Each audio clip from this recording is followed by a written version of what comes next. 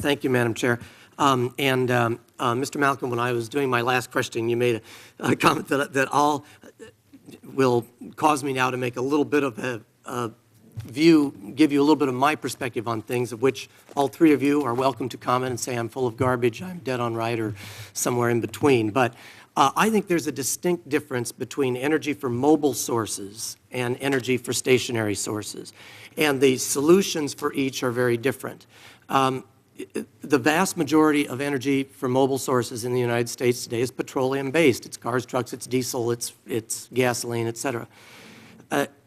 The propulsion systems that are an alternative to that, rather than internal combustion, are electric, which, by the way, from the standpoint of the efficiency of the propulsion system, drivability of the propulsion system is an excellent propulsion system. The problem is how you get the energy to it, and that's where batteries become a barrier right now, or in the case, and cost, and not just batteries, their cost, their efficiency, everything else.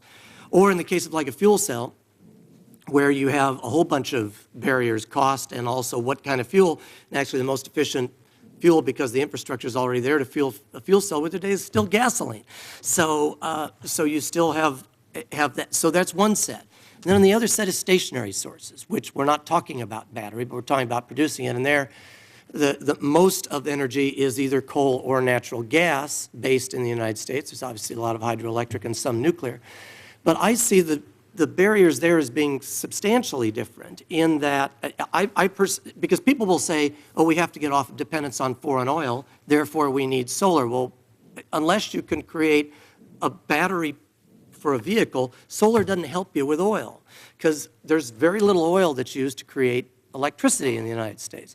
So what you've got, if you want to displace natural gas or coal or both, producing electricity, then there already is large hydroelectric, which produces zero emissions and is cheap, and there is already nuclear, which produces zero emissions and is cheap, and those technologies exist, but there are a number of people who don't want to go down that path for one reason or another, it seems. But the barriers over there seem to me to be considerably less than the ones in the mobile source, but that they are, no matter how you look at it, very different problems that have some overlap, but not a significant amount of overlap. And depending on what your objective is, whether it is a global warming objective, whether it is a dependence on foreign oil objective, whether it is a dependence on a national security objective, there are many different objectives people have for moving down this course. But as Mr. Brady says, I think we all understand that we want to move down this course, but I do think the two things have different solutions and different challenges. So with that, I'll let you all comment on my little diatribe, if you desire. Yeah, totally understand from where you're coming, and I guess my comment would be, from what I'm expert at, if I'm expert at anything, is the energy efficiency piece will free up that fixed base of energy generation. It'll free up that fixed piece, and you can begin to look at reallocating the pool of things that are otherwise used for generating fixed. Get rid of some of the higher polluting sources. Start looking at different infrastructure for the transportation side, and that's absolutely an issue. That we have we have an infrastructure for transportation to use fossil fuels. There are other alternatives, but they will require infrastructure, which, by the way, will require jobs and will require innovation.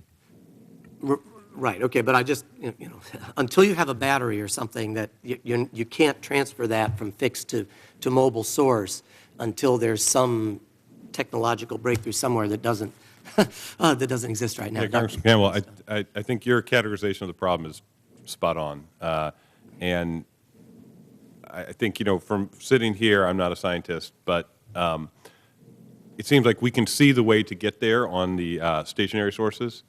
Right. We're not there yet, but we can see the way to get there. Right.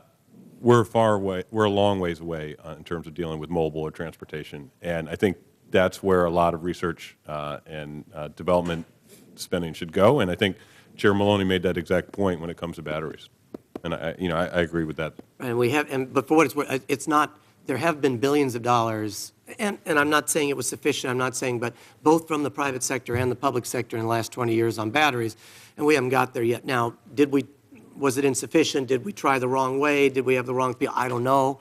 But you know, it's not because there hasn't been some effort. There's been a significant effort and a significant reward to anybody who makes a breakthrough in the last 20 years. We just haven't gotten it yet. I agree, and I think when I put together some of these statistics or my testimony, I was a little taken aback, frankly, that we have made serious investments in R&D, but from an international perspective, we're falling way behind.